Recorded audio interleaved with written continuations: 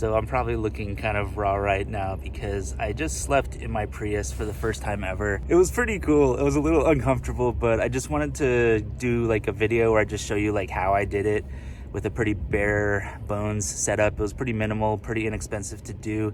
So let's get into it. So yeah, I am sitting in my 2017 Prius 2.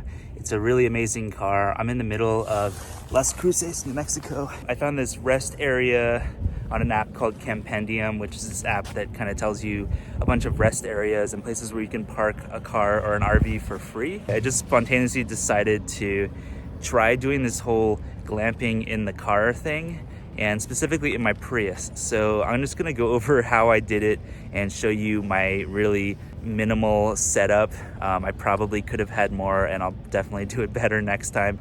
Okay, so here is my hotel Prius. Over here I have an Instacrate. I got this at Costco. It was like $10 or something. It's collapsible. It holds all kinds of stuff. So in here I just have like snacks and my toiletries, a couple extra towels, Bluetooth speaker, stuff like that.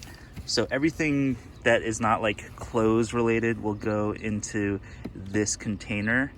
And I have a towel with me. I have my backpack that has my laptop, and I actually didn't bring a camera on this trip, which is kind of weird. I'm just doing my iPhone camera thing right now.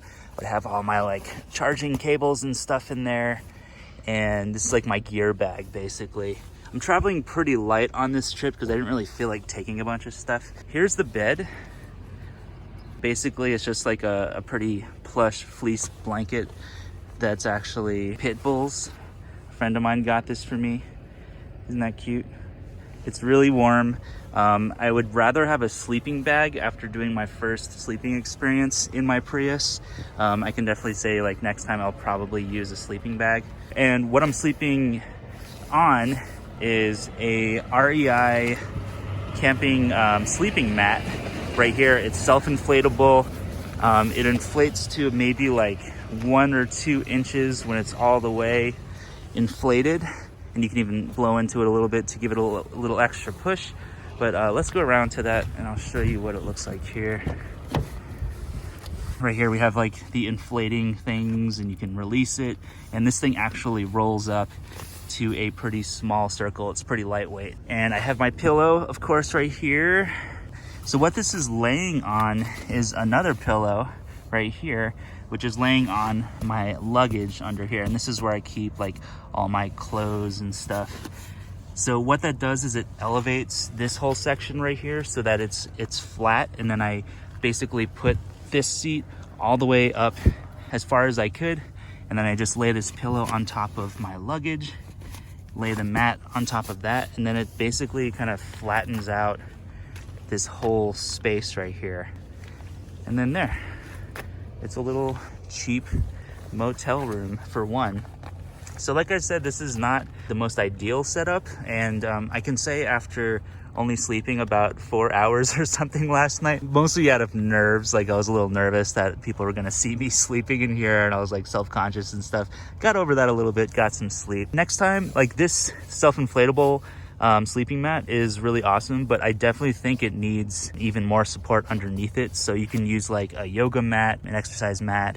Some people even use like an actual mattress underneath there. One person easily fits in this Prius, and I'm 5'10". I easily fit my entire body in here. You know, my feet were kind of touching over here a little bit, but in the fetal position, works super well. It's a little hard to see in the video, but the back windows and the front windows on both the driver and passenger side are tinted already. So it gives you a little privacy, a little protection from people that are looking in to see what you're doing. I still felt a little self-conscious. I've seen other videos where people are actually cutting out like pieces of plastic or mesh fabric or something and placing them on the windows to give themselves a little more privacy. The back windows are also tinted in the Prius, which is nice. From the outside, you can definitely see in a little bit. Maybe I should actually close the door and give you a little glimpse into that. So when the doors are closed, you know, you can see a little in there, but you see a lot of kind of reflection. So yeah, I could probably, if I wanted to, put some more mesh or something on these windows. Like they sell like static cling privacy protectors that you can put on the windows for security and for letting less light in so you get a darker sleeping space. I added a sunshade to the front windshield of my Prius, so that blocks out a lot of light from here, and it also blocks people from looking in. It was like 10 bucks. I highly recommend one of these things. Also, if you're camping in the middle of nowhere and it's like hot outside, this will block a lot of that heat from coming in so you don't roast alive in your car. One thing that I wanted to talk about also was climate control. One of my biggest concerns when I was sleeping in my Prius was ventilation of air, and also it's about 45 degrees or something outside right now in Las Cruces, New Mexico. One of my concerns was, am I gonna suffocate and die in my sleep or something? It felt warm enough actually to just kind of sleep in here with one blanket, and I actually left one of the windows in the front cracked about an inch just to have a little bit of ventilation. You know, when you breathe in your car, especially when it's cold outside, there's gonna be a lot of condensation. So I woke up and all the windows were like fogged up. Even with one window cracked a little bit, it was the front passenger side window, I left that cracked about an inch. It did let a little bit of air in, which is the whole idea. Even outside it was raining and it was 45 degrees, and not a lot of rain actually got in my car. I can't say a lot of cold air came in either. It was actually pretty comfortable and I survived pretty well. I've read that you don't have to actually open the window to ventilate. Cars aren't 100% airtight anyway. That's another thing, is I didn't have my car running the whole time. Some people will run the air conditioning or the heat all night, and that uses your gas, and it's safe to do in your Prius, but it makes me a little nervous, the whole like carbon monoxide thing. Apparently it's totally fine. All right, so I have a little situation. I'm in Marfa, Texas, out at the Mystery Lights. This is day 2 sleeping in my car. It was below freezing last night. It snowed. I could hear it on top of my car. That noise in the background is the windshield wipers. Basically all the windows in my car are completely frozen now, so I have the defrost going on in the front and I have the windshield wipers going. So I guess there are certain things that you have to consider, like if you're going to be in really cold weather, you're sleeping in your car, what are you going to do if it snows? What happens if it's freezing, you know? This time I actually didn't crack the window. I didn't turn on the AC to get some heat going on in here, and I was a little cold, so if I were to do this again, which I probably will, I'd probably use the heater while I sleep and just let the car run the whole time, and I'd probably be okay. I've survived 2 days so far sleeping in my Prius. It's been pretty fun, but ooh, it's cold. So as you can see, there's a bunch of condensation on the window, and this is also in the front passenger side. Pretty much every window in the car has a lot of condensation, and that's just from my breath because it's cold outside, and that's just what happens. You can see on the back windows as well, they froze. There's a little snow condensation.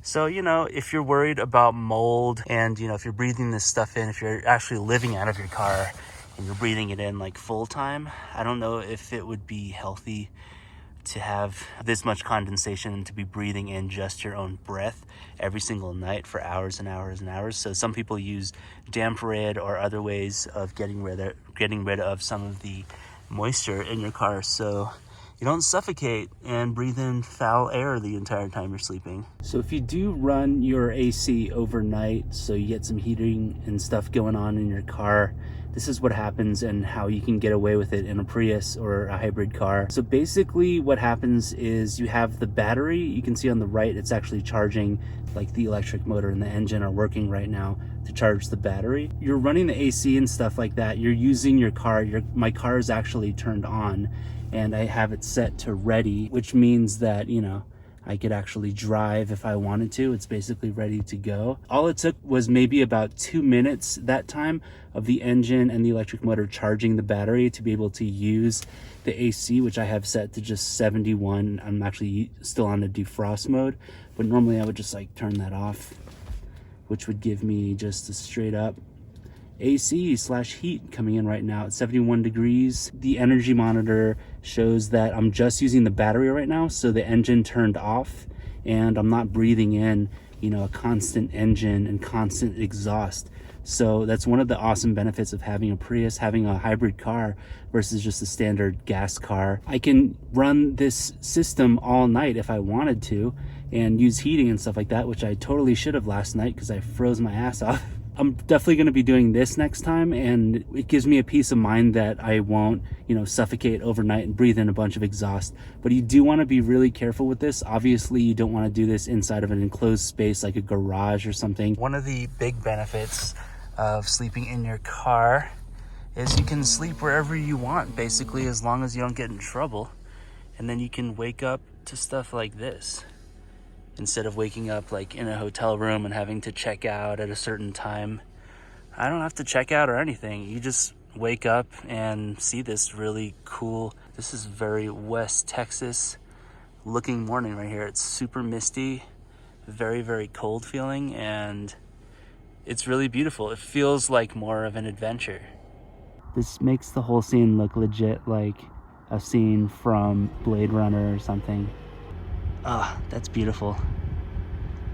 Another thing I wanted to talk about was how I survived without my own shower and the whole bathroom situation. It was pretty simple, but it was a little nerve-wracking. I definitely prefer like the privacy of my own room, my own shower, a hotel room, this and that. But just for this experiment, I was like, okay, I have a Planet Fitness Black Card membership. I'm gonna shower in Planet Fitness. I'm going to use the bathroom at the rest area to floss and brush my teeth, stuff like that. So it really wasn't that big of a deal not having my own shower, not having my own bathroom. I could totally do it again. I don't know if I would want to do that, for 30 days in a row on a long ass road trip or something, but it's definitely doable. It's not private, but I don't think we need privacy all the time. And actually this experiment made me kind of appreciate the luxuries that I have having my own house and having hotel rooms and this and that. But I must say that this was a really fun experiment nonetheless. So if you have any questions for me about the whole camping in your Prius thing, have you ever slept in your car before? Let me know in the comments. It's definitely doable, and you can basically just kind of roam the earth and just do your thing and not have to worry about spending 50, 60 bucks to $100 every night for a hotel room. Yeah, you do lose a little privacy and kind of the benefits of having your own space, but it's definitely doable, and I survived. I'm not saying to just drop everything and live out of your car. There's definitely a lot of things that can go wrong and weird when you're sleeping in your car, but nobody tapped on my window. I didn't get in any trouble. I survived the night. I didn't suffocate. I wanted to thank everybody also on commenting on my last video, which is about mental health and just kind of taking a break from life and being out in nature, just doing your own thing for a little while, getting some solitude. I got a lot of positive comments, a lot of uplifting things that y'all were saying, so thank you so much. I'm really blessed, I guess, to have all of you supporting my channel and coming with me on this journey. So thank you so much for your continued support. I'm freezing my fingers off. I'm actually shivering a little bit. So like and subscribe, all that fun stuff. Thank you so much for watching, and I'll see you in the next one.